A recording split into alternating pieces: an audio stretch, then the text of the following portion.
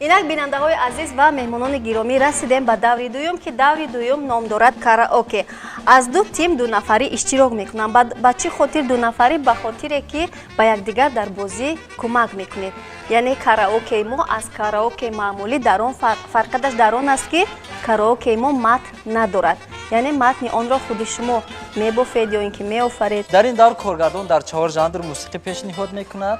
ба қавли шумо минусовка ҳунармандони азиз, ду иштирокчӣ аз ду тим баромада ба навбат мусиқиҳоро гӯш карда бояд аз пеши худ суханҳоро бофта сарояндагӣ кунад. ин давр даври маҳорат аст. муҳим он нест ки шумо матнро дуруст гӯед. муҳим он ки шумо аз уҳдаи бозӣ бароеду суханҳои шумо агар ҳазломез бошад зарар надорад.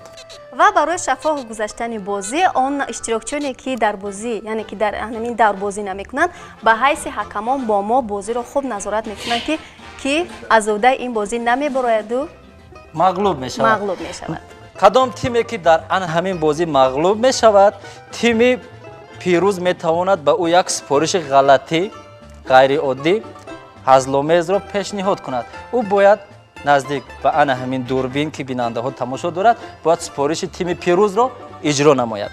шояд то он даме ки тимҳо интихоб мекунанд байни якдигар ягон латифаи дигар мешудаем аз зафар ба фикр.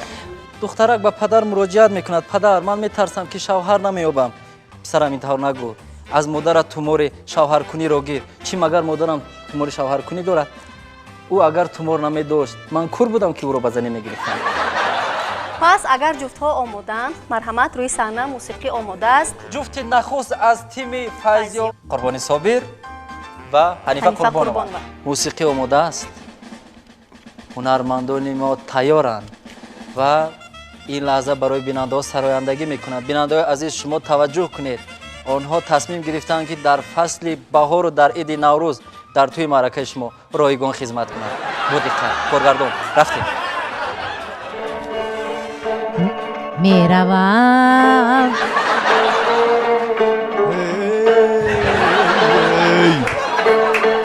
меравам имшаб туро бедор хоҳам кардурам.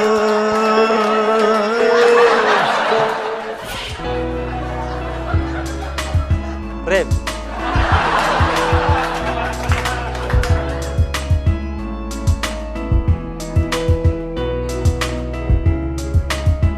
як рӯзи баҳорон буд дар телевизиони Сафина. бале зафар моро овард ба саҳна. бале чуно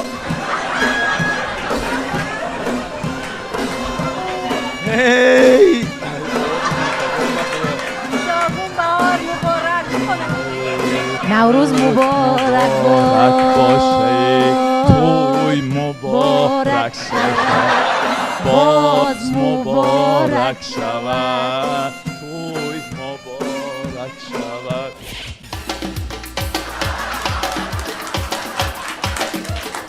آمدش گردم حد و قامتش گردم تو میرزایی من باشی از قدکات گردم آمدش گردم حد و قامتش گردم تو اکی قیام دینه از قامتش گردم.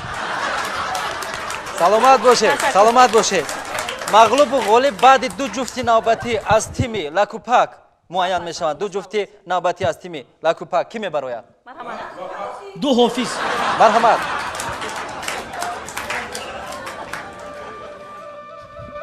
наврӯз шуду лолаи хушранг баромад.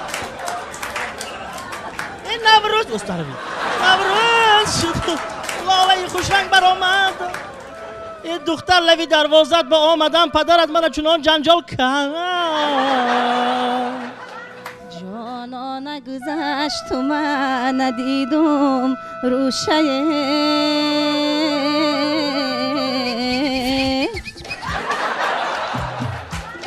ای جانی منیم دیلم من با تو مایلم دیلم من با تو مایلم دردی مرا دوا بخشی تو حل مشکلم دردی مرا دوا بخشی تو حل مشکلم دیلم من با تو مایلم وای جانی من اگر تو مایل باشی بکشی بر یک قاشی جانی دلم بیا وقتم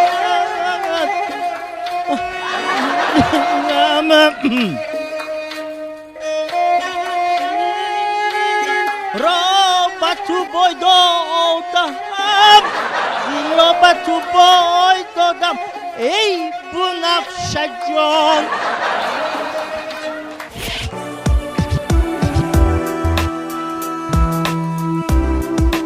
ای دخترکی فربیهک سفیده من بودم با تو جانی من عزیزه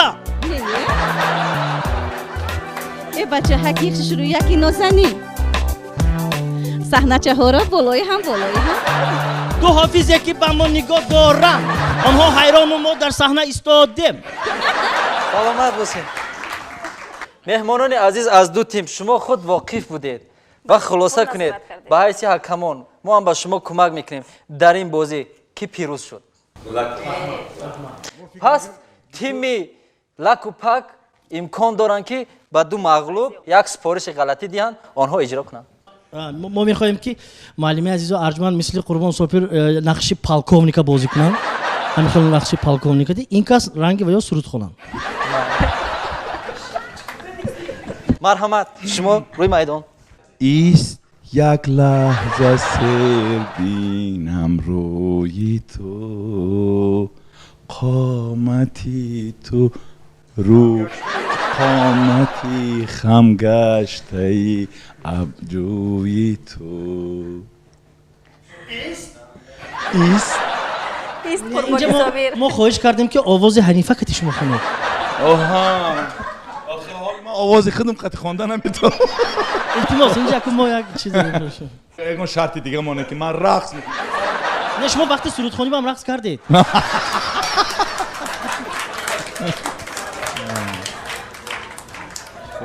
برای که آوازی وای کسی گیرد بفکرم شما که هنرمند هستید اما طاقتون رو نمیشد سری این کس بچکنید این کس خیر رفیق پالکوونیکا بینیم نباشد شما میتوانید اگر معقول نباشد اجرای اون سپارش شما رو اجرا کردن نتوانید شما میتونید قبول نکنید زیرا شما پیروزید. رفیق صابیرو برای اجرای فرمان تیار باشید. انبارو که آتش زد انبارو که علام زده بود. پس تیم لکوپک سپارش شما قبول شد یا نه؟ راضی هستید یا نه؟ بله بسیار عالی جناب بود. سپارش اگرچه خوبم اجرا نشد اما جان ایشان را تیم لکوپک باز خرید.